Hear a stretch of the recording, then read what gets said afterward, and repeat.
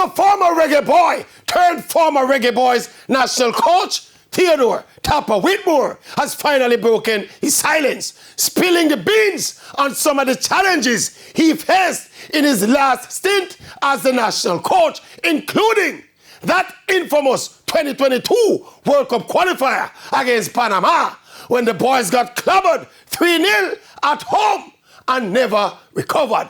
Listen to Tappa. Because we come now, we're carrying one influx of players if you can represent the country. We never have the time for that either. So you tell me now what the sense here? You carry Mikel Antonio, them, this, that, and you put them on the bench for. Why sense of them coming here then? You pick the team out there? Yeah, man.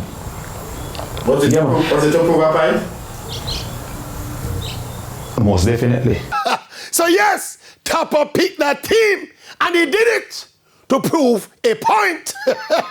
The influx of England-based players was here and Tappa worked with the influx, thinking the point was proven. But guess what? To this day, the influx continues.